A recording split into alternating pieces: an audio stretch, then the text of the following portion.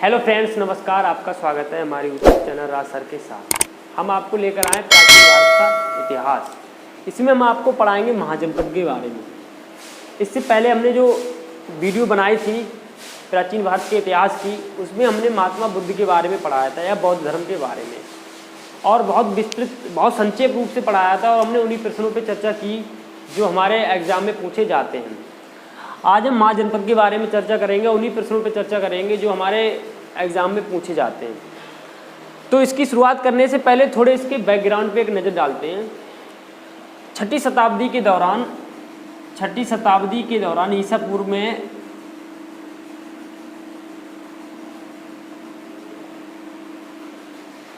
बौद्ध धर्म में बहुत ज़्यादा प्रचार हो रहा था। हमारी धार्मिक क्रांति में बहुत विस्तार हुआ था।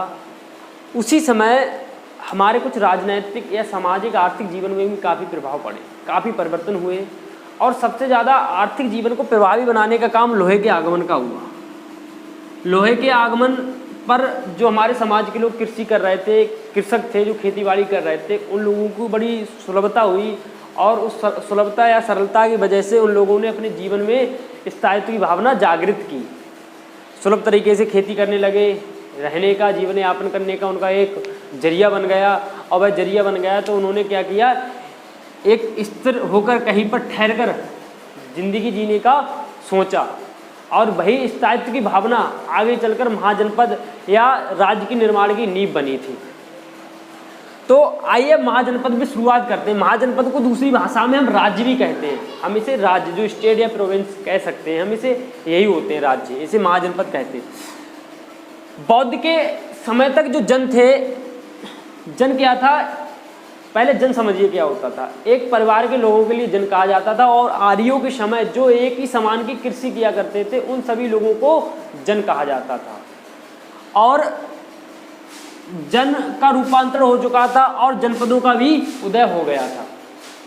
एक ही वर्ग के समूह के लोग पहले लगे जहाँ पर, तो वह जनपद कहलाया। और वे लोग, बहुत से जनपद एकत्र होकर 2 या 3 या 4 वो महाजनपद कहलाए थे, जिन्हें आज के समय में हम समझते हैं काफ़ी जनपद होते हैं, काफ़ी जिला होते, तो वो राज्य बनता है। तो उसी समय भी राज्य कहा करते थे उस, जिसे हम महाजनपद के नाम से जानते हैं। उस समय ये महाजनपद बोले जाते थे, जिसकी जानकारी, ये जो महाजनपद बने थे, इसकी जानकारी हमारे लिए बौद्ध ग्रंथ से मिलती है।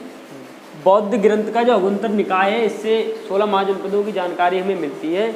और जो जैन ग्रंथ है उससे भी मिलती है। उसमें भगवती सूत्र में भी 16 महाजनपदों की जानकारी दी गई है। उस समय की राजनीतिक व्यवस्था कैसी थी? तो उस समय की जो राजनीतिक व्यवस्था थी वो राजतंत्र और गणतंत्र थी।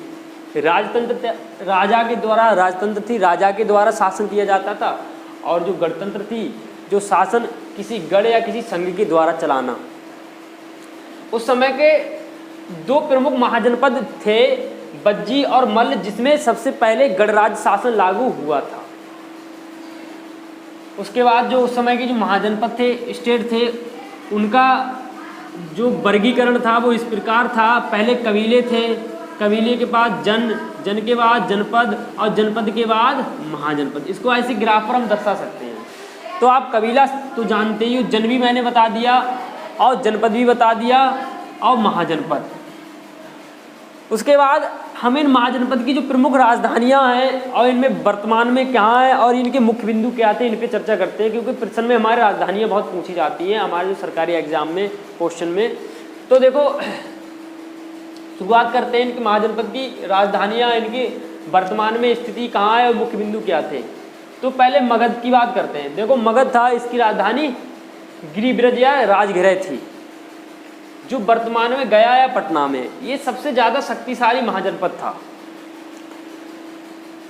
उसके बाद दूसरा हमारा था अंग, जिसकी राजधानी चंपा, यहाँ पर लिखा नहीं है, चंपा है, जिसकी राजधानी चंपा है। इसको मलिन नाम से भी जाना जाता है, जो वर्तमान में भागलपुर में है। भागलपुर के मुंगेर भागलपुर जो बिहार में, वहाँ है। और तीसरा था ये महाजनपद हमारा बज्ज, जो सबसे पहले जहाँ गणतंत्र लागू हुआ था, जिसकी राजधानी वैशाली थी। तो हमारी ये 3 हो गए, मगध, अंग, बज्ज। मगध की राजधानी गिरिब्रज, अंग की राजधानी चंपा और बज्जी की राजधानी वैशाली। जो वैशाली जो बज्ज या त्रिभुज क्षेत्र में है, जो 8 जनपदों से मिलकर बना हुआ था। एक ये जो बज्ज था, ये जो गणराज्य था, पूरा ये महाजनपद था, 8 जनपदों से मिलकर बना था। और इसमें जो लिच्छावी जनपद था, ये सबसे ज़्यादा प्रबल जनपद था, जिसकी राजधानी भी क्या थी, वैशाली थी। तो आप ये 3 हो गए, आप इन्हें याद कैसे रखोगे? तो ये तीनों कहाँ थे? ये तीनों बिहार में थे। तो आप इस तरीके से याद रखोगे, ये बिहार में थे, तो बिहार। उसके बाद हम ये काशी, चौथा जो हमारा महाजनपद था काशी, जो वर्तमान में उत्तर प्रदेश में है, जिसकी राजधानी उस समय वाराणसी थी। कौशल जो श्रावस्ती, जिसकी राजधानी 2 राजधानियाँ थी, एक श्रावस्ती थी और एक साकेत थी। दक्षिण कौशल की राजधानी साकेत थी और उत्तर कौशल की राजधानी श्रावस्ती थी, जो वर्तमान के अयोध्या फैजाबाद में है। मल्ल की बात करते हैं तो ये कुशीनगर में, जहाँ महात्मा बुद्ध का महापरिनिर्वाण हुआ था, जो वर्तमान के देवरिया में है, उत्तर प्रदेश की देवरिया में। और 7वां जो महाजनपद था हमारा वत्स, जिसकी राजधानी कौशाम्बी है, जो वर्तमान के प्रयागराज में है। 8वां हमारा कुरु।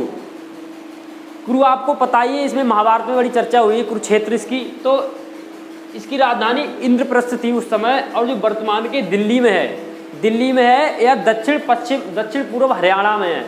मेरठ में भी इसको कहीं लिखा मिलेगा आपके लिए कि मेरठ में था, ये कुछ भाग इसका मेरठ में लगता है, मगर अप्रोक्स में आप दिल्ली बोल सकते हो इसे।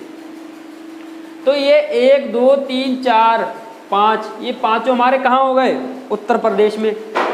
तो आप इन्हें इस तरीके से याद रखोगे, ये टोटल 8 9, ये पांचाल, सुरसेन, चेदी, ये 8 कायम है उत्तर प्रदेश में, हमारे यूपी में है।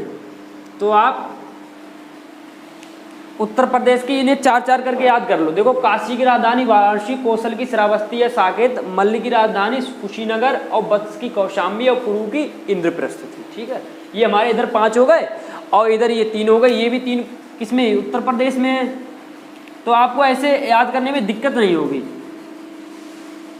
5 और 3 8, तो 8 हमारे महाजनपद उत्तर प्रदेश में थे, 3 हमारे बिहार में थे, 8 और 3 11 हो गए। उसके बाद बचे 5, तो 5 में एक हमारा हिमाचल प्रदेश का था, एक राजस्थान का था, 2 हमारे बाहर के थे। तो देखो, पांचाल की राजधानी क्या थी, अही छत्र राजधानी थी इसकी, अही छत्र। सूरसेन की राजधानी मथुरा थी, और जो चेदी थी इसकी राजधानी सुक्तिमती थी या सोथीमती थी, इसमें कहीं कहीं सोथीमती लिखा आता है। तो आपको ये उत्तर प्रदेश के 8 याद हो गए। एक बार हम इसे रिकॉल करते हैं। देखो, काशी की राजधानी वाराणसी थी, कौशल की राजधानी श्रावस्ती थी, मल्ल की कुशीनगर, वत्स की कौशाम्बी और कुरु की इंद्रप्रस्थ, ये 5 हमारे याद हो गए। उसके बाद पांचाल की अहिचित्र, सूरसेन, मथुरा और चेदी सुक्तिमती या सोथीमती। उसके बाद अवंती, जो हमारे हिमाचल प्रदेश में है वर्तमान में, जिसकी 2 राजधानियाँ थी, एक उज्जैन थी, एक महिषमती थी। दक्षिणी जो अवंती थी उसकी राजधानी महिषमती थी, ये हिमाचल प्रदेश का था। और इसके बाद जो मत्स्य, जो जिसकी राजधानी विराटनगर थी, जो वर्तमान के उस समय जयपुर में था। आज जयपुर आपको पता है, विराटनगर जयपुर राजस्थान में है। उसके बाद असम की बात करते हैं। अशमक, जिसकी राजधानी पोतन या पोटली थी। यही एक ऐसा महाजनपद था जो साउथ इंडिया में था, दक्षिण भारत में था, जो वर्तमान में आंध्र प्रदेश में पड़ती है ये महाजनपद। और 16वां जो हमारा था कंबोज और गंधार, ये भारत के बाहर के महाजनपद थे। देखो, आप मैप के हिसाब से समझिए तो देखो, कश्मीर है ये कश्मीर के बाद जो यहाँ पर पड़ता है, यहाँ पर कंबोज पड़ता है, यहाँ पर गंधार पड़ता है।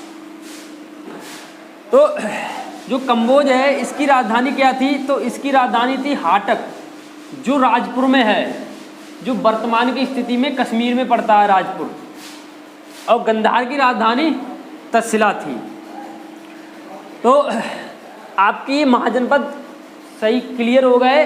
फिर भी एक बार हम रिकॉल इन्हें कर लेते हैं, जिससे आपको बहुत आसान तरीके से याद हो जाएंगे। देखो, मगध और अंग और बज्जी, ये तीनों महाजनपद हमारे बिहार में थे। तो मगध की राजधानी गिरिब्रज या राजगृह थी। अंग की राजधानी चंपा थी या मलिनी नाम भी इसे दिया जाता है, कहीं पर बोला जाता है। और बज्जी की राजधानी वैशाली थी। वैशाली लिच्छवी की भी राजधानी थी, ये बात आप याद रखना। उसके बाद जो उत्तर प्रदेश के हमारे ये 5 भागों में यहाँ पर हमने बांट दिया है और इधर 3 भागों में बांट दिया है उत्तर प्रदेश। टोटल उत्तर प्रदेश में 3 थे, तो काशी की वाराणसी, कौशल की श्रावस्ती, मल्ल की कुशीनगर और वत्स की कौशाम्बी और कुरु की इंद्रप्रस्थ। और इधर हमारा पांचाल की अहिछत्र और शूरसेन मथुरा और चेदी सुप्तिमती। उसके बाद अवंती की बात करते तो अवंती की उज्जैन या महिष्मती और मत्स्य की विराटनगर, अशमक की पोतन या पोटली। यही साउथ इंडिया का स्टेट था। पूछा जाता है कि उस समय ऐसा कौन सा महाजनपद था जो दक्षिण भारत में पाया जाता था, तो अशमक था ये। और कंबोज और गंधार ये भारत के बाहर के थे, ये भी पूछा जाता है प्रश्न, भारत के बाहर के महाजनपद कौन से थे। तो आप कंबोज की हाटक और गंधार की तक्षशिला, तो आपके ये महाजनपद क्लियर हो गए। अगली वीडियो में आपको पढ़ाएंगे मगध का उत्कर्ष, उसके बारे में पितृहंता वंश कौन सा था, शिशुनाग वंश कौन सा था, उस पर हम चर्चा करेंगे और संक्षेप से, और सभी उन्हीं प्रश्नों पर चर्चा करेंगे जो हमारे सरकारी एग्जाम में पूछे जाते हैं। अगर आपको हमारी वीडियो अच्छी लगे तो इसे लाइक करें और कमेंट करें।